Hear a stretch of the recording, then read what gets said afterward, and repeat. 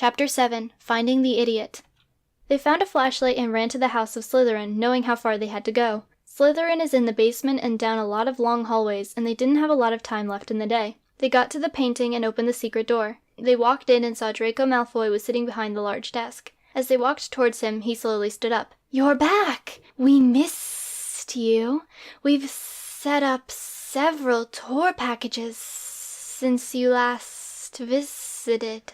Ron decided he needed some drugs to get through this. He took a bag out of his pocket and inhaled the contents. He offered the bag to his friends, but they declined. Instead, Hermione tried to get out of the tour. "We're actually trying to find one of the students here. He has brown hair. It's kind of curly." "You must be more descriptive. There are many students with those traits." "Let me," Ron said as he took a step forward. "You guys are super studious. This student wasn't very bright." "Oh, yes! Extony Anguis. We have no idea how he got into this program. Professor Snape has been trying to get rid of him since he got here. He's not studious, and he's not smart, though he does know a fair bit about snakes, so Headmaster Dumbledore won't force him to egress." "Where is he at the current moment?" Harry asked. "I'll have someone find him for you." Malfoy picked up the phone and spoke into it. "Will Extenianguis please come to the front desk?" He turned back to the group. "He soon will arrive." "We'll be here," Ron laughed. "So why did all those snakes escape?" Hermione asked. Malfoy sat back down and sighed. "Everyone wants to know how the snakes escaped. We don't know. It's impossible. They couldn't have traveled the distance they did." Hermione and Harry looked at Malfoy with curiosity. "Are you saying—" Harry started. Malfoy shot up from his chair and slammed his hands on the desk. "Foul play was involved. I know so." "Why would someone release and move a bunch of snakes?" Hermione asked as Malfoy sat back down. "I don't know. The even stranger part is that we can only suspect one of our own. We had no visitors, so the only students here were Slytherin students." "But doesn't everyone at Slytherin love snakes?" Harry asked. "Yes. That is why I do not understand why this happened." The phone started to ring, and Malfoy promptly answered. "Slytherin Snake Research and Habitats. This is Draco speaking." He nodded as he listened to the caller. "I'll send a team right away." He ended the call and dialed a number. He waited a moment for the person to answer. "Another basilisk was spotted. This one is on the first floor." He listened for a moment and then thanked them just before hanging up. "Anguis still hasn't arrived? Tisk, tisk. He should know better. We have entire classes about customer service." "Those are instead of our magic classes?" Hermione asked. "Yes," Malfoy replied. Extenianguis strolled into the room wearing a lab coat.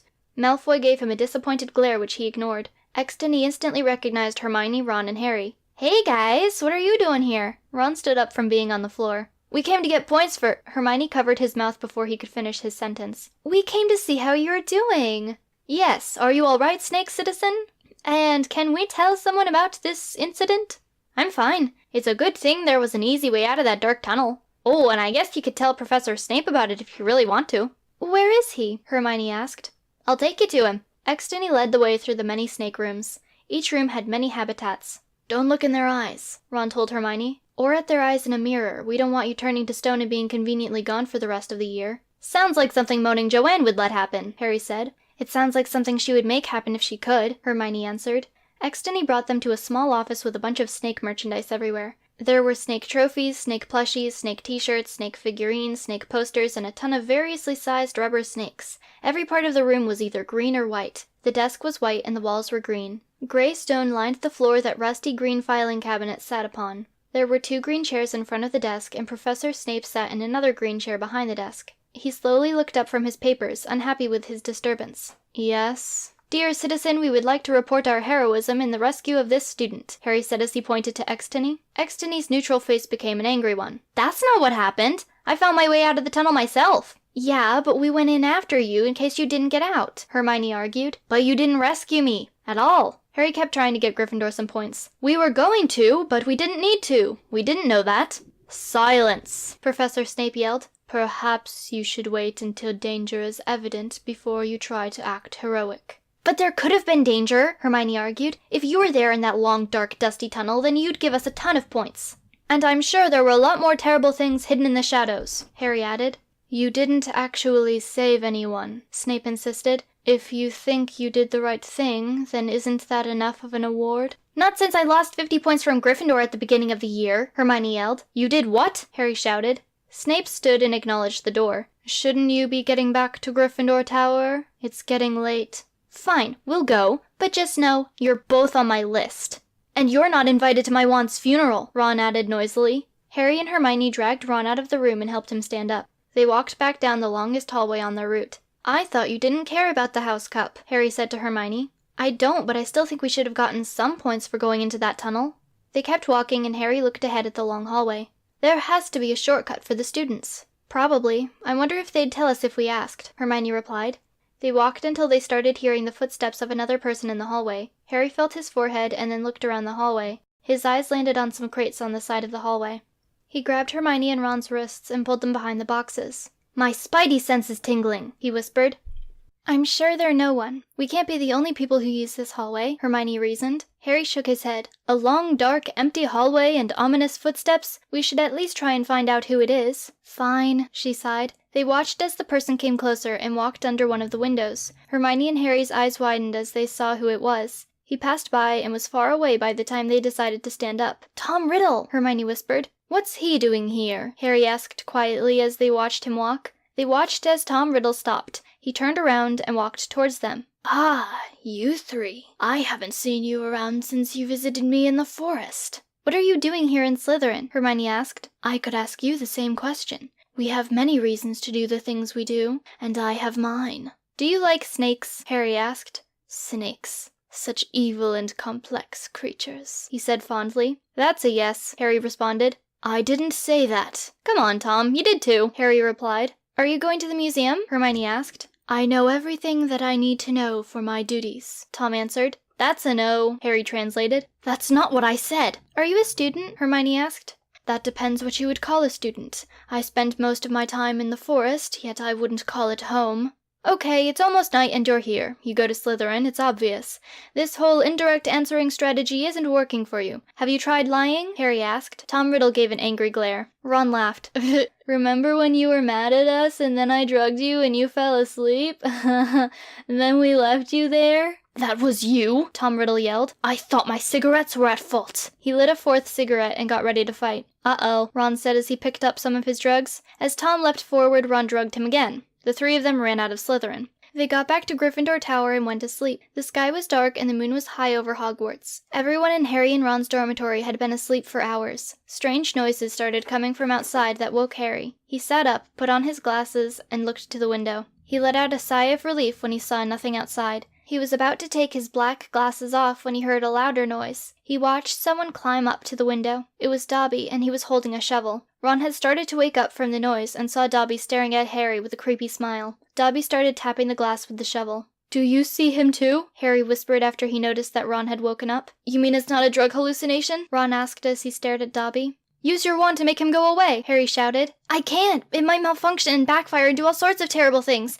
There could be slugs and beetles and rotten egg smoke." "Okay, I get it," Harry interrupted. "I wish I could have brought my wand this year." "We should hide," Ron suggested. "Where?" Harry asked. "The closet," Ron answered as he got out of bed. Harry picked up Hedwig and Rock and then followed Ron into the small room. Ron locked the door and they sat down. "Even if he breaks that glass, he won't be getting us." They stayed quiet and tried to listen to what Dobby was doing. The only sound was something squeaking. Harry looked around for the source of the sound. He moved some boxes and looked around the closet. "What are you doing?" Ron asked. "Looking for what's causing that squeaking. What else would I be doing? Looking for a lion?" "You already know who's squeaking. My rat Scabbers lives here. You met him last year, remember?" Ron took the blanket off of one of the boxes. He looked inside and noticed a hole in the bottom of the box. He must have chewed his way out. Ron looked around the closet and quickly found Scabbers. He picked him up and showed Harry. Oh yeah, he's your pet? Yep. He's really boring and mean for a wizard rat, though. Scabbers made a short, sharp, low-pitched squeak and bit Ron's hand. With a yelp from Ron, Scabbers was placed on the ground. He scurried away and started to eat another box. A wizard rat? Harry asked. He's a wizard in a rat's body. Wow, that's so cool. Has he ever done any magic? No, I don't think he ever will since he's not being taught or anything. If he could have, he'd probably turn into a human and be a terrible person. They stayed in the closet for a while. Harry watched Hedwig hop away from Scabbers every time he came near, and Ron lied on the ground looking under the door, keeping watch over the dormitory. Dobby was making a lot of noise, but Ron couldn't see him. Harry held Rock in his hand and waited for Ron to figure out what Dobby was doing. They waited a while and then heard the door open. Ron watched as someone walked into the dormitory and went to the window. Ron tried to see, but he could only listen as he heard the person open the window. Harry stopped watching Hedwig and Scabbers and quietly listened with Ron. "Where have you been?" the man roared. "Dobby has been trying to protect someone," Dobby replied. "That is not in your job description, stupid elf. You are to work at the Malfoy residence at all times." "Dobby doesn't work for you anymore. Dobby got a sock." "A sock? The only socks you should care about are the ones you clean and fold." "The sock means Dobby quits." "You can't quit." "Yes, Dobby can. Goodbye, Mr. Malfoy. Dobby works for someone else now, and he's in the middle of trying to protect him." "Fine, I'll find a better employee. I never liked you anyway. But if I ever see you again, I won't be as kind and tolerant as I am now," the man said before walking out of the room. Harry moved his head from the door. No way. Draco Malfoy doesn't actually sound like a snake all the time? I guess not. And he also hired Dobby to clean his family's house. Dobby started walking towards the closet. Harry and Ron's hearts beat faster with every step he took. He stopped just outside the closet door and started knocking. "Dobby knows you're in there. Harry Potter, come out of there before Dobby starts protecting your friends, too." "What do we do?" Ron whispered. "I can't let you civilians suffer the wrath of my villains. I shall go out there and perform my duties as the protector of Hogwarts." Just before Harry stood up, someone in the dormitory got out of bed. Ron watched as that person walked to Dobby and picked him up. They opened the door and placed Dobby in the hallway. They closed the door, locked it, and went back to bed. After sitting in disbelief of the abrupt ending, Harry and Ron stood up and left the closet, relieved to be free. They went back to sleep and slept until morning.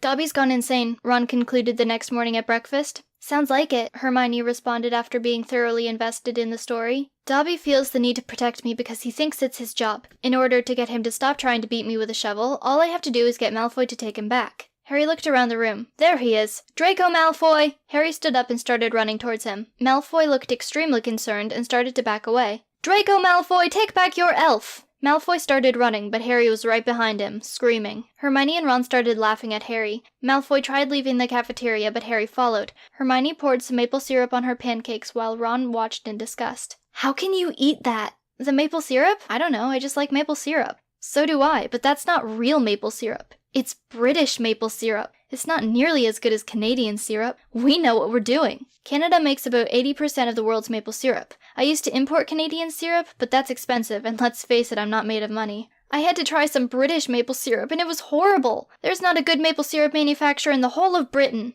Hermione continued to eat her pancakes as Ron ranted. A few minutes later, Harry came back in. He walked to the table he was at before and sat down. "Perhaps I should have reminded you earlier," Hermione started, "but Dobby was trying to beat you with a shovel before he quit his job." "Oh yeah. Then how do I get rid of him?" Harry asked. "I don't think we can. We might just have to live with it," Ron sighed. And for months they did. Summer arrived with a never-ending heat wave and record-breaking temperatures. The lights flickered often since so much power was being used to keep the castle cool. It seems like their efforts were in vain, since most of the classroom still felt like microwaves. Alas, there was only a week before they would go home for the summer. As the 3 students walked into the common room, Ron grabbed the fire extinguisher and put out the fire in the fireplace. "Die, demon heatmaker!" They never understood why the fireplace was lit. Every time it was, someone picked up the fire extinguisher and put it out. Ron dropped the red can and pointed at Hermione. "I blame her." "Why me?" Hermione asked, clearly insulted. "You seem like the type to start fires when you sleepwalk," Ron answered. "I don't sleepwalk," Hermione argued. "Yet you don't deny your arson."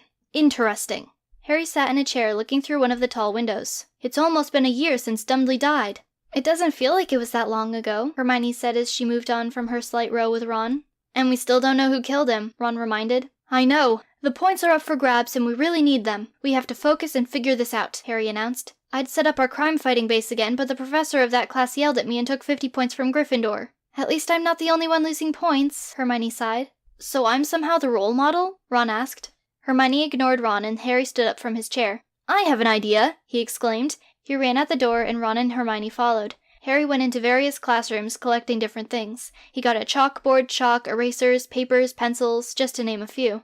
They went to Moaning Joanne's bathroom and Harry started setting up the things he stole. "Oh, I hope you guys had died in that tunnel," Moaning Joanne sobbed. "This is going to be our super secret crime investigating lab bathroom?" Ron asked. "Yep," Harry answered as he bolstered the chalkboard against the wall. "Don't I get a say in this?" Moaning Joanne asked. "No one ever does," Hermione answered as she placed chalk on the chalkboard tray. They set up the room as Moaning Joanne cried in the corner. Ron went to look out the window and Harry started writing on the green chalkboard. "Those must be your Sneck language letters," Hermione said using air quotes around Sneck, "because it's certainly not the Latin alphabet." "Oh, sorry. It's a well-known fact that superhero wizards have bad penmanship," Harry answered, erasing his work. "And also, we don't speak Latin. We speak English." "You're thinking of doctors," Hermione corrected. "They have bad penmanship." "No, you're thinking of doctors. I'm mentally healthy unlike you," Harry jabbed. "So I'm a little violent. You think you're a superhero wizard." "That's because I am a—" Ron interrupted their argument. "Hey guys, I think Professor McGonagall just paid some kids to beat each other up." "That's ridiculous," Moaning Joanne replied as she walked to the window. "Professor McGonagall would never do anything like that." Ron moved over so she could see. Moaning Joanne began to sob loudly after she witnessed McGonagall eating popcorn while watching the fight. Hermione took over for Harry. "We need a list of suspects." "McGonagall," Ron offered. "Dobby," Harry volunteered. "Malfoy," Ron proposed. "Moaning Joanne," Harry suggested. "Hey, I never leave this bathroom," Moaning Joanne argued. "You left to write those messages," Harry reminded. Moaning Joanne moaned. "What crime are you talking about? My death?" "You're alive," Ron said, reaching out to make sure she was tangible. "Oh, right. I forgot," Moaning Joanne said through clenched teeth. "Tom Riddle," Hermione stated, still trying to think of suspects. "You know about Tom Riddle?" Moaning Joanne asked as the energy was brought back to her face. "He's a Chainsmoker," Harry informed. "Why?" Moaning Joanne sobbed after the energy left again.